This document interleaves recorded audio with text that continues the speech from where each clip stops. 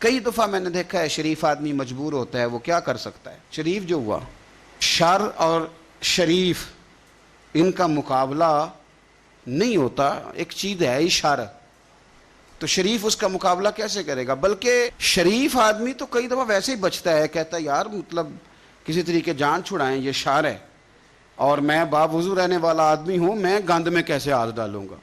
وہ بچتا ہے تو لوگ سمجھتے ہیں ڈرپوک ہے، حالانکہ ڈرپوک اور ہوتا ہے اور شریف اور ہوتا ہے۔ تو شرافت کو لوگ بزدلی جانتے ہیں۔ نبی پاک صلی اللہ علیہ وسلم کے صحابی حضرت سعید بن زید رضی اللہ تعالی اور عشرہ مبشرہ صحابی حضرت عمر کے بہنوئی ہیں، اور یہ حوالہ میں آپ کو مسلم شریف سے عرض کر رہا ہوں۔ حضرت سعید بن زید رضی اللہ تعالیٰ عنہ وہ خوبصورت آدمی ہیں جنہیں دنیا میں چلتے پھرتے میرے نبی پاک نے جنت کی بشارت عطا فرمائی۔ بندے کا قد کاٹ دیکھیں کہ جنتی بندہ، یعنی اتنا اعتماد حضور نے کیا کہ فرمایا اس کے بعد والے آخری دم تک کے اعمال پر بھی میں جانتا ہوں یہ جنتیوں والے کام کرے گا۔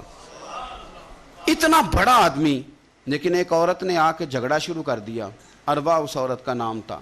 اسے آ کے حضرت سعید بن زید سے جھگڑا شروع کیا کہ یہ جو مکان ہے نا آپ کا، اس میں اتنی جگہ میری ہے، مجھے آپ بتائیں ایک شریف آدمی سے عورت جھگڑا کرے تو بندہ جواب میں کچھ کر سکتا ہے؟ آپ شریفوں کی مجبوریاں تو سمجھیں کتنی زیادہ ہیں۔ بھئی ایک عورت آ گئی، اس نے دعویٰ کر دیا، بلا وجہ انسان کٹہرے میں کھڑا ہو جاتا ہے۔ یہاں کو بندہ آگے کہہ دیتا ہے، کہتا ہے جی میں نے 20 لاکھ روپیہ لینا ہے، تو شریف آدمی ادھر کیا کرے گا؟ وہ تو مفت میں، اور دائیں بائیں بیٹھے لوگ ویسے ہی پریشان ہو جائیں گے کہ پتہ نہیں کوئی بات ہوتی ہے تو کوئی آتا ہے نا۔ اس نے کہہ دیا کہ مکان میں میرا حصہ ہے، اور کہہ کسے دیا؟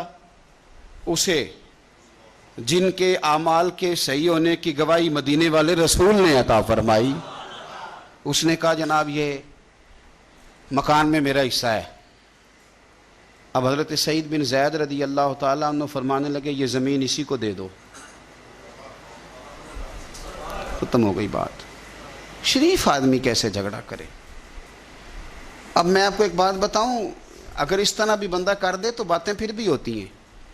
لوگ کہتے ہیں بلا وجہ تو نہیں نہ دے دی، ایسے تو نہیں نہ کوئی دے دیتا 4 مرلے، او بھائی ایسے تو نہیں نہ۔ فوراً فرمایا حضرت سعید بن زید، فرمایا دے دو اسے۔ تو آپ کے اہل خانہ کہنے لگے حضور آپ اسے کیوں دے رہے ہیں؟ فرمایا تم دے دو۔ میرے نبی پاک صلی اللہ علیہ وسلم نے فرمایا جس نے ایک بالشت زمین پر ناجائز قبضہ کیا، اللہ قیامت کے دن 7 زمینوں کا توق بنا کے اس کے گلے میں ڈال دے۔ فرمایا اٹھانے دو اسے، توق اسے اٹھانے دو۔ اور ایک حدیث میں فرمایا 7 زمینوں میں دھنسا دے گا اللہ اسے اٹھانے دو، دے دو۔ لیکن تکلیف تو ہوتی ہے نا، کہاں سے اتنا حوصلہ بندہ کرے؟ دل تو ٹوٹ جاتا ہے نا کہ یار میرے اوپر اس طرح الزام لگانا، اور اس طرح کسی شخص کے بارے میں، وہ بندہ جس نے زندگی تقوی میں گزار دی، اس پر اتنا گھنونا الزام لگا دینا۔ اب حضرت سعید بن زید نے نا لوگوں کو کہہ دیا دے دو، لیکن جب تنہا گئے تو دل ٹوٹا ہوا تھا، کلیجہ پھٹا ہوا تھا، طبیعت پریشان تھی، ہاتھ اٹھائے، کہا اللہ سچائیاں بھی تو جانتا ہے، جھوٹ بھی تو جانتا ہے، ظاہر چیزوں کو بھی تو جانتا ہے، چھپی ہوئی کو بھی تو جانتا ہے۔ اللہ اگر یہ جھوٹی ہے تو اسے اندھا کر دے، اور اللہ یہ جو زمین اس نے مجھ سے لی ہے نا، پھر اس میں اس کی قبر بنا دے۔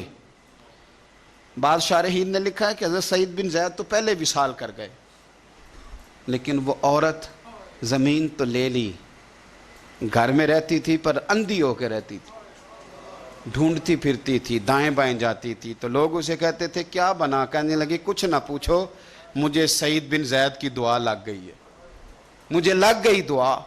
تڑپتی تھی، روتی تھی، کنواں کھدوایا ہوا تھا، امیر لوگوں نے گھر میں کنواں کھدوایا ہوا تھا، تو یوں لگتا ہے کہ پانی بھی کوئی نہیں پلاتا تھا، کوئی نواسا نواسی پوتا پوتی بھی قریب نہیں آتا تھا۔ پانی پینے کے لیے کنویں میں گئی تو اندر ڈوب کے مر گئی، اس کا گھر ہی اس کی قبر بن گیا۔ دیکھیں نا، لوگ اس وقت سمجھ رہے ہوتے ہیں کہ جناب دیکھا نا میرا پتہ چل گیا، ہنس رہے ہوتے ہیں کہ دیکھا میں نے کتنا رسوا کر دیا، دیکھا پھر فلانا کتنی منتیں کر رہا تھا، دیکھا، اور تمہیں پتہ نہیں۔ تم کیا سمجھتے ہو کہ جس کو تم نے رسوا کرنا چاہا اس کا کسی وزیر مشیر اور بڑے آدمی سے تعلق نہیں تھا تو وہ تمہارے ہتھے چڑھ گیا؟ یاد رکھنا اگر اس کا وزیروں مشیروں سے تعلق نہیں نا غریب کا، تو اللہ ولی الذین آمنوا، اللہ تو وارث ہے کہ نہیں مومنوں کا؟ اللہ تو وارث ہے کہ نہیں مومنوں کا؟ نبی پاک تو والی ہیں کہ نہیں اپنی امت کے؟ اور وارث شاہ مان کری نہ وارثہ دا، رب بے وارثہ کر کے مار دائی۔ تو ہم جب چل رہے ہوتے ہیں نا تو پھر تو ہماری قد کاٹ کا کون مقابلہ کرے، اور جب ہم چڑھ جائیں ہوا کے گھوڑے تو پھر کون ہمارا رخ پھیرے۔